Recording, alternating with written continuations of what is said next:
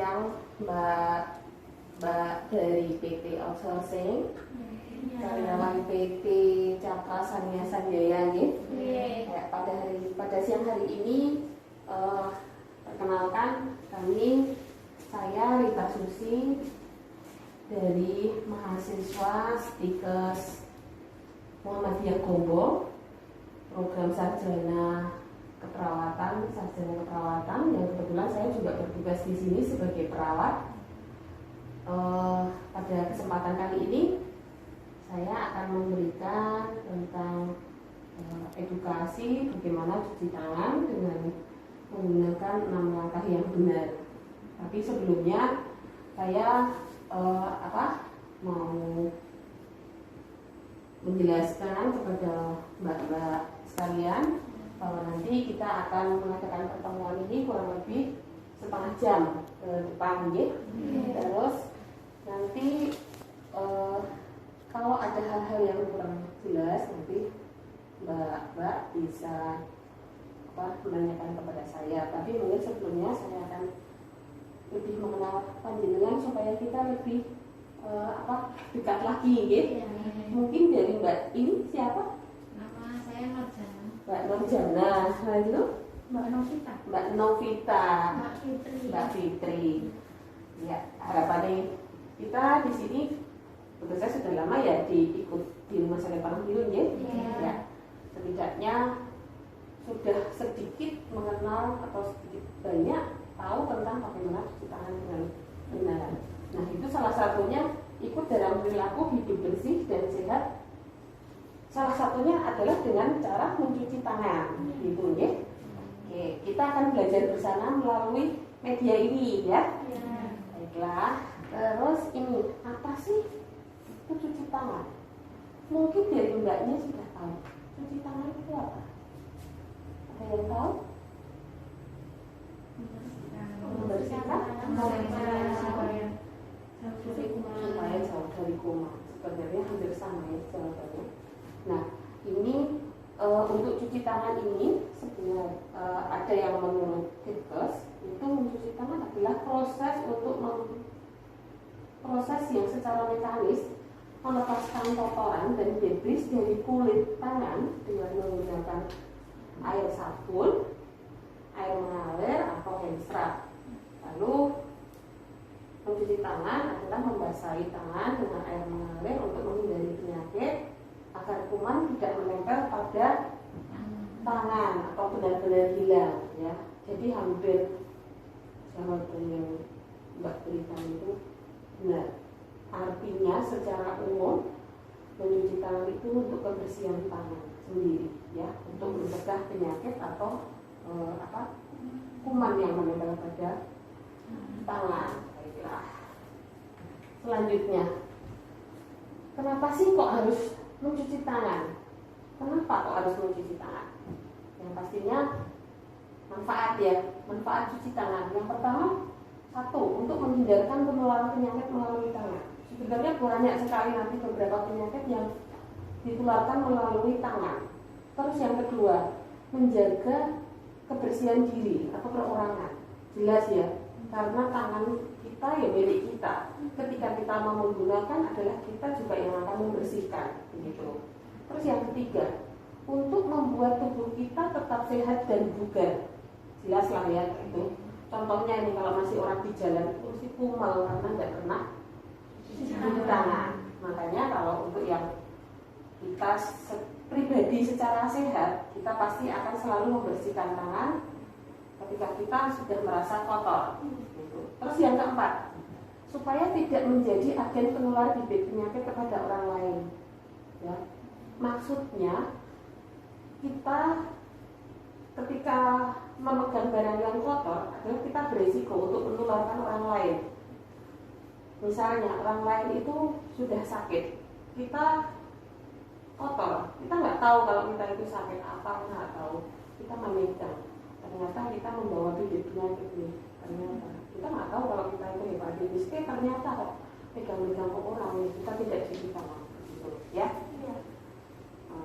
Terlalu cepat penjelasan saya. Cukup. Mau tanya? Gimana? Penyakit hepatitis B Ya, nanti saya jelaskan Mbak Nur ya. Oke. Sebenarnya ada beberapa dampak yang kita tidak cuci tangan. Salah satunya adalah hepatitis tadi yang ditanyakan Mbak Nur.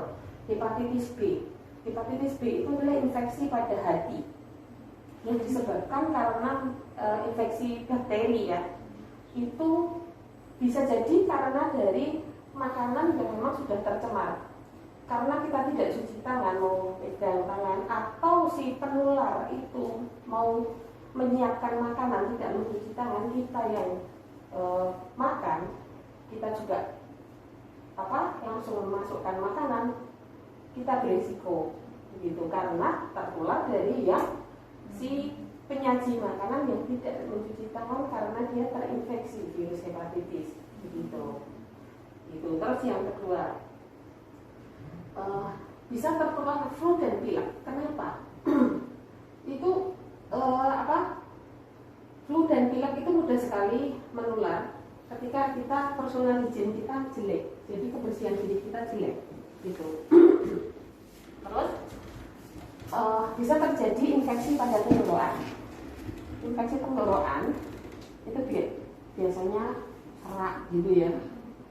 Apalagi kalau sekarang serak di musim sekarang itu identiknya COVID gitu. Salah satu pencegahannya adalah cuci tangan gitu ya. Terus yang satunya adalah diare. Diare sangat jelas sekali nih. Ketika kita makan tidak mencuci tangan, hal yang paling sederhana yang mudah menimbulkan penyakit adalah diare. Jelas kan, karena itu jelas kotor kita masukkan ketika imun kita, daya tahan tubuh kita itu belum kuat. Si kuman ini lebih kuat terhadap daya tahan tubuh kita, makanya kita jatuh sakit gitu. Terus salah satunya tadi hepatitis B ya. Terus keracunan bakteri E. coli. Bakteri E. coli itu ada di usus. Bakteri ini bisa menyebabkan diare atau perang pada perut, kaku kejang pada perut gitu. Itu ya salah satunya karena kuman yang berlebihan masuk ke dalam usus ya. Terus bakteri salmonella. Salmonella, pernah mendengar salmonella? Bakteri salmonella itu menyebabkan apa tuh? Bakteri salmonella, baik, pertanyaannya bagus. Mungkin Mbak Novi belum pernah mendengar ya salmonella, dan asing mungkin bagi Mbak Novi. Salmonella adalah infeksi pada usus halus ya. Itu yang menyebabkan penyakit tipes. Pernah dengar nih? Ya. Itu salah satunya hal yang penting karena kita tidak cuci tangan gitu. Terus infeksi amoebiasis, pernah mendengar amoebiasis? Belum pernah ya. Amoebiasis adalah penyakit yang menyebabkan disentri. Disentri itu hampir kayak diare, tapi yang keluar itu seperti air cucian dress gitu ya, disentri ya, sor-soran. Terus yang keluar juga mukosa, selaput lendir pada usus itu keluar. Makanya orang disentri itu mules sekali karena ususnya mulus, kontraksi usus ya. Terus yang keluar juga selaput lendir dalam usus. Terus yang terakhir adalah risiko radang pernapasan. Ya, radang pernapasan ini yang biasanya adalah batuk, pasti batuk. Terus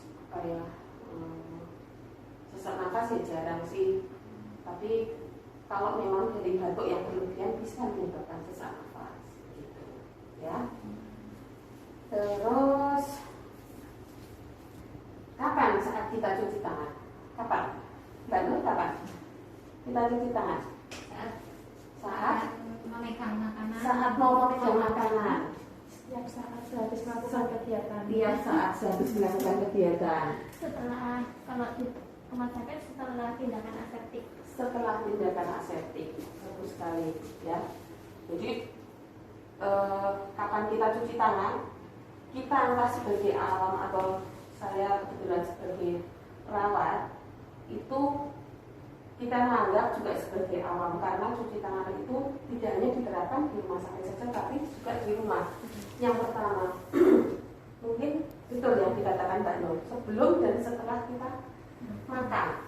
Jadi yang diterapkan oleh anak-anak itu, kapan kita makan kapan kita cuci tangan sebelum dan sesudah makan. Betul ternyata, karena itu nanti akan menjadi pemicu yang menyebabkan penyakit-penyakit tadi, begitu ya. Terus setelah memegang hewan atau kotoran hewan, nah itu lumrah ya, yang megang ayam atau kucing atau kelinci gitu ya mesti kita pegang, kita cuci tangan gitu. Terus setelah mengusap hidung atau bersin, setelah bersin biasanya kita tutupi, tapi kita sebenarnya yang benar kita cuci tangan, bukan kita gosokkan di samping kiri kanan badan, gitu ya. Ya. Terus setelah membuang sampah, nah ini mungkin ada kaitannya dengan pekerjaan Mbak semuanya ini, karena kebetulan cleaning service itu penjiwaan sekali, gitu. Apalagi ketika kita membuang sampah, bukan berarti terus kita sudah terbiasa di sini nggak usah cuci tangan, salah, ya. Tetap harus cuci tangan, gitu. Terus setelah menggunakan fasilitas umum, seperti apa sih? Misalnya telepon umum, sekarang nggak ada telepon umum, tapi gagang telepon yang ada di kantor atau di kantor PT Outsourcing itu mungkin juga penukuman, gitu loh. Jadi ketika kita mau telepon, apalagi nanti ada yang habis ngepel terus pegang telepon, ada yang mau makan pegang telepon, karena itu, nah itu sebagai sumber penularan sebenarnya, gitu. Terus dari toilet umum, kenapa dari PT Outsourcing ini untuk pembersihan toilet umum sangat luar biasa karena sumber penularan, ya. Terus setelah bepergian kita pastilah kalau kita dari luar pasti kita cuci tangan, ya. Biasanya nggak cuma cuci tangan, kita merasa kotor malah mandi sekalian, gitu lah. Cuci tangan, cuci kaki, gitu. Terus setelah buang air besar atau buang air kecil pasti itu ya, karena infeksi tadi yang menyebabkan diare atau disentri tadi, karena kita tidak cuci tangan, kuman yang dalam tinja bisa masuk lagi, gitu. Lanjut. Lalu bagaimana cara cuci tangan yang dianjurkan? Pernah mendengar cara yang tepat untuk cuci tangan dengan 6 langkah? Nah, dengar ya. Baiklah. Mungkin saya akan memberi contoh dulu. Ya. Kita ada sabun dengan air mengalir, ada dengan hand scrub. Sebenarnya prinsipnya sama, cuman beda waktunya aja. Ya. Kalau pakai hand scrub itu 20 sampai 30 detik, tapi kalau pakai air mengalir 40 sampai 60 detik, gitu. Nah, kalau lebih lama, soalnya pakai air mengalir harus mengeringkan. Ini segera cepat kering, gitu ya. Ya, saya akan coba praktekkan ya. Ini kita membasahi telapak tangan. Terus punggung tangan, kiri kanan ya, gantian. Terus jari, oke. Terus gerakan kunci, melipat jari-jari, gitu. Terus gosok ibu jari, ya, jari ini digosok kiri dan kanan. Yang terakhir adalah ujung jari, gitu ya. Oke. Terus jangan sampai kebalik, ya. Ini 6 langkah itu urutannya harus benar. Yang pertama telapak tangan, punggung tangan, kiri dan kanan, terus jari, lipat jari, ibu jari, ujung jari harus berurutan. Boleh nggak kalau nggak berurutan? Tidak boleh, gitu ya. Ini sudah sarannya WHO ya, WHO World Health Organization dunia ya, gitu. Terus, baiklah, sekarang kita praktek, ya. Baik, sekarang kita praktek mulai dari, nah, nanti kita bersama-sama ya. 1, 2, 3, saya sendiri. Oke, yang pertama adalah telapak tangan. Oke, punggung tangan, dan kanan, selai jari, ya. Terus lipat jari. Empat jari. Terus ibu jari. Oke. Kiri dan kanan. Ya. Yang terakhir apa? Ujung kuku, ujung jari ya, kiri dan kanan bergantian. Gitu. Ya. Sangat mudah toh? Ternyata simple. Ternyata cara mudah untuk sehat itu gampang. Apa? Cuci tangan dengan sabun, dengan hand sanitizer. Kalau di rumah nggak ada hand sanitizer, bisa pakai sabun dengan air mengalir. Boleh nggak cuci tangan nggak pakai air mengalir? Nggak boleh ya. Biasanya kita obok-obok, tapi nggak boleh. Yang benar adalah cuci tangan dengan air mengalir. Begitu. Supaya apa sih? Kumannya juga langsung hilang. Begitu. Begitu. Ada yang mau praktek? Mbak Nur? Praktek ya? Baik. Silakan Mbak Nur praktekkan. Yang pertama adalah tangan, punggung tangan, Terus sebelah jari, terus kunci, terus ibu jari, terus ujung kuku. Sudah selesai ya. Bagus, pintar. Nanti Mbak Nur bisa membawa pengertian pendidikan cuci tangan ini kepada teman-teman yang belum tahu ya. Karena kebetulan untuk sanitasi cleaning service ini sangat erat hubungannya dengan kesehatan, terutama cuci tangan ya. Baik. Mungkin ada yang ditanyakan, ada yang belum jelas. Ada yang belum jelas. Kalau sudah jelas, nanti ini bisa dibaca-baca ya. Bisa dibaca, bisa berbagi dengan temannya untuk ternyata cuci tangan yang benar seperti ini loh gitu ya. Kapan sih waktunya cuci tangan begitu ya? Ya, kalau memang tidak ada pertanyaan atau yang harus ditanyakan ulang, kami mengucapkan terima kasih. Semoga tadi kita belajar cuci tangan ada manfaatnya gitu ya.